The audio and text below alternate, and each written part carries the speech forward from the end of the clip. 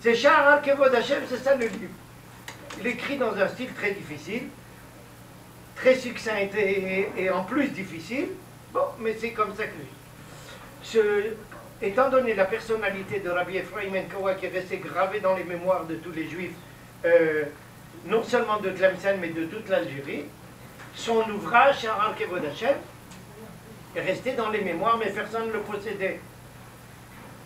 Rabbi Chaim Beliar, qui était ouvert, je vous dis la vérité que je ne sais pas comment, c'est peut-être la famille qui va nous expliquer, était ouvert sur le monde européen, savait qu'il y avait des gens en Europe qui s'occupaient de manuscrits autres, et entre autres un certain professeur Steinschneider, qui était un des grands spécialistes des manuscrits en Europe, le plus grand spécialiste, peut-être même au XIXe siècle.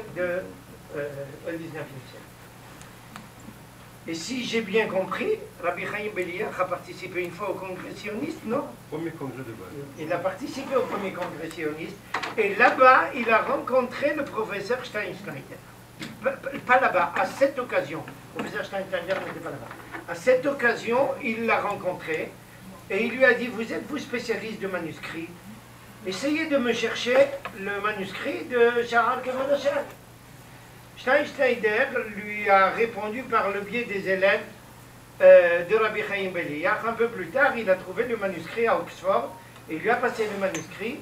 Rabbi Chaim Beliar publie ce manuscrit-là et il écrit tout autour un commentaire, évidemment, parce que sans le commentaire de Rabbi Chaim Beliar, on ne comprend rien à Sha'ar Kevod Hashem. D'accord? Personne de normal ne peut comprendre ça, c'est trop compliqué. Mais son texte, le commentaire de Peter Hachar de Rabbi Chaim Beliar, c'est un monument de réflexion juive. C'est pas un commentaire, c'est un monument de réflexion juive. Alors il a été publié, comme vous l'avez signalé, M. Beliar, il a été publié au début du XXe siècle en chose, mais il faut avoir de la patience pour le lire et surtout sans aucune référence. Alors, M. Beliar a décidé de relever le gant là, et on a participé à ça en mettant des références et en permettant à quelqu'un de pouvoir lire un texte pareil. Et pour un hommage à notre ami Yadi Cohen, sur lequel je n'aurais jamais pu personne. Achab.